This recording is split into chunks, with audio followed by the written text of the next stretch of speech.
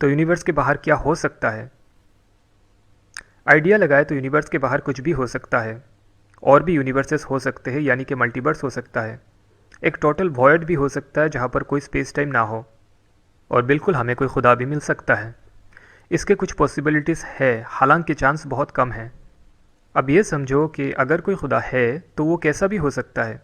वो इंसान जैसा भी हो सकता है और पक्षी जैसा भी हो सकता है। कोई फुटबॉल जैसा गोल भी हो सकता है। वो मर्द भी हो सकता है, वो औरत भी हो सकती है। या ये भी हो सकता है कि वो उसकी कोई जेंडर ही ना हो। एक और चीज़ समझे कि अगर कोई खुदा है तो वो एक भी हो सकता है और एक से ज़्यादा अनेक भी हो सकते हैं। जैसे मान ले आपने बिरयानी ऑर्डर करा और आपके घर में वो डिलीवर हो गया।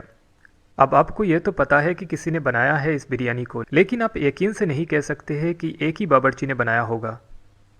हो सकता है कि चावल किसी ने उबाला हो, मसाला किसी और ने डाला हो और पकाया किसी और ने हो। ठीक इसी तरीके से अगर ये यूनिवर्स किसी ने बनाया हो तो हो सकता है कि एक ही शख्सियत ने बनाया हो, और ये भी हो सकता है कि बहुत सारे खुदाओं ने मिल करके बनाया हो। अब आप कहोगे कि अगर 5 खुदा है तो उनको किसी ने बनाया होगा, तो अगर एक खुदा है तो उसको भी किसी ने बनाया होगा।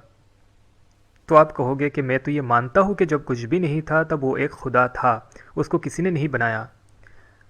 तो भाई मानने की बात है तो ये भी मान सकते हो कि 5 खुदा जो है वो पहले से थे और उनको भी किसी ने नहीं बनाया। तो अगर मानना ही है तो कुछ भी मान सकते हो। और अगर सवाल पूछना है तो सब पर सवाल उठेगा। अगर 5 खुदाओं को किसी ने बनाया होगा तो आपके एक खुदा को भी किसी ने बनाया होगा और उसको भी किसी और ने बनाया होगा।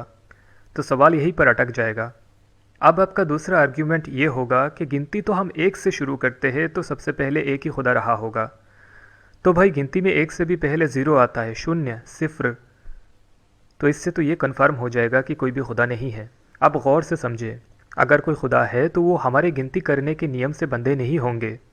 तो हमें बनाने वाला या बनाने वाले, उनकी संख्या इस बात से तय नहीं होगी कि हम कैसे गिनती करते हैं। और अच्छे से समझे कि अगर कोई खुदा है और आज हमारे सामने आ जाए तो वो उड़ सकेगा, उस पर ग्रेविटी काम नहीं करेगी। वो चुटकी बजाकर बड़े बड़े प्लैनेट्स डिस्ट्रॉय कर देगा। वो चुटकी बजाकर वक्त को रोक देगा।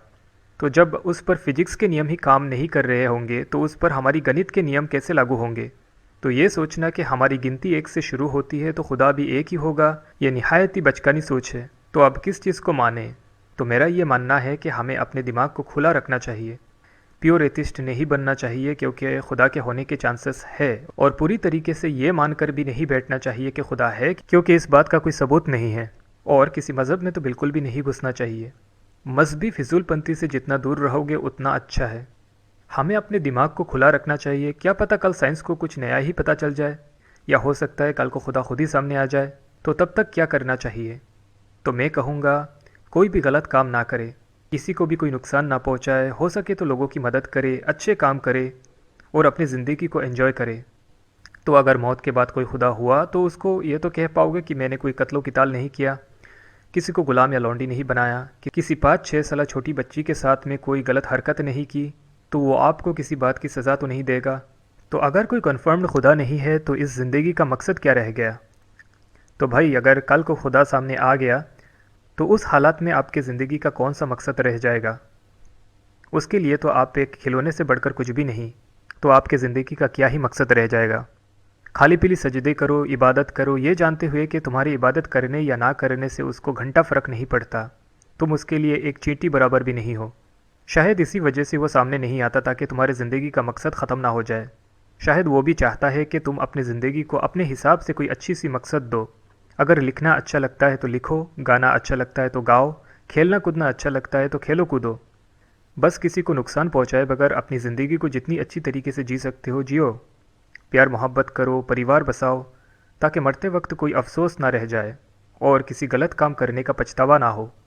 चले मजहबी गंदगी से दूर रहे और आप और आपके परिवार खुश रहे, हंसते खेलते रहे। इंसानियत हाफिज़। अगर इस्लाम के ऊपर आपको हिंदी या उर्दू में डिबेट करनी है तो एडम सिकर या एक्स मुस्लिम साहिल के चैनल पर जा सकते हो आप। और अगर अंग्रेज़ी या अरबी में डिबेट करनी है तो क्रिश्चियन प्रिंस चैनल पर जा सकते हो आप।